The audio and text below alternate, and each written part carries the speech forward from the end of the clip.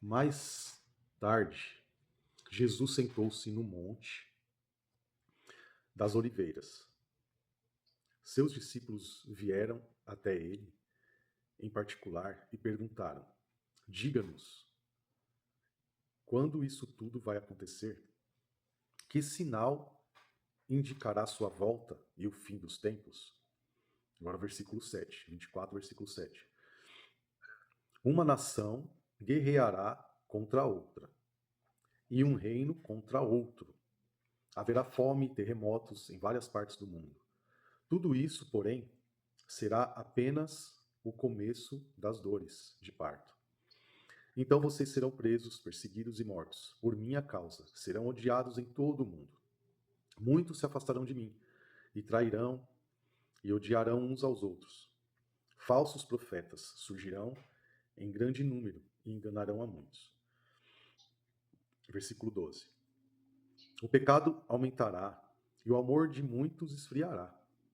Mas quem se mantiver firme até o fim será salvo. As boas novas, versículo 14. As boas novas a respeito do reino serão anunciadas em todo o mundo, para que todas as nações ouçam. E aí então virá o fim. Então, o contexto aqui, né, da mensagem, o contexto é o fim dos tempos, né? Jesus está alertando para coisas que estariam acontecendo como sinais, né? Quando acontecessem essas coisas, era sinal de que tá chegando próximo o fim.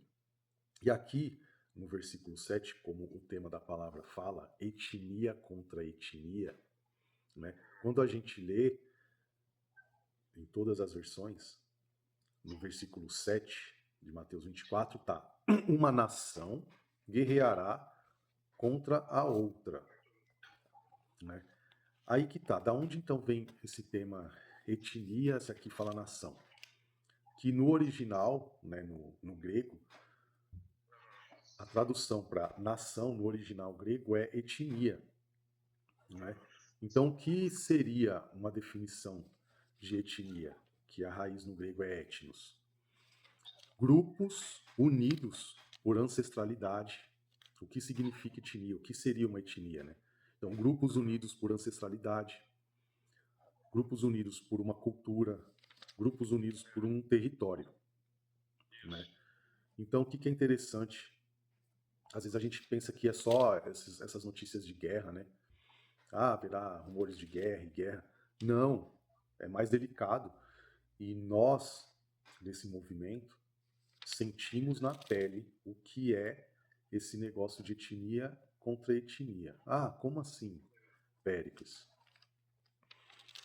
A gente tem visto, devido a um plano arquitetado, né, de uma oposição espiritual, de criarem-se grupos, dividirem pessoas em grupos, né, determinar novas etnias e depois fazer com que essas etnias, esses grupos, guerreiem entre si, né?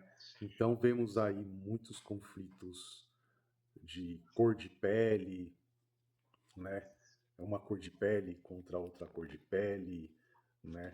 Aonde a palavra não faz acepção de pessoas, sempre procura deixar nós juntos e unidos, independente de cor de pele. Há um movimento no sistema para que, na verdade, haja guerra, haja discriminação de um grupo étnico, né, em detrimento de outro. E nesse movimento que a gente faz parte, a gente vê, né, se formando uma etnia de sexo, né, um agrupamento de um sexo específico em detrimento de outro, né? E nós temos vivido na pele esse conflito, né, de etnia contra etnia, né? A gente vê o tanto de leis para um lado, para outro não, né? A gente vê um tanto de leis para uma determinada etnia, um determinado grupo, né, para um determinado sexo, e não só o outro sexo, fica desassistido, quanto até um grupo de criança, a classe de crianças fica excluída. Então, para ver o nível do absurdo que chega, né? Eu costumo falar assim, poxa, o sexo frágil, né? O sexo frágil, realmente, né? As mulheres têm que ser protegidas, realmente são o sexo frágil são mais emotivas, né? Fisicamente são mais vulneráveis, né? Porém, na sociedade, onde ficam as crianças? Quem realmente é o ser mais frágil na sociedade, né? Crianças. E as crianças têm leis à altura para proteger elas? Não existe. Não existe uma delegacia da criança, né? Às vezes até meninos homens ficam desguarnecidos, às vezes tem tanta discriminação até na escola, com tantas políticas voltadas só para um lado étnico, que seria às vezes o feminino, né? Então, esse é o cumprimento da palavra, né? A gente vê aí essa situação, né? Etnia contra etnia. A gente tem sido vítima, né? Dessa palavra. Pode ver, uma agenda, né? Que é aquela lá que a gente conhece, né? A 2030, né? Já é específico, já é feito. Eles sabem, eles também têm suas crenças espirituais, né?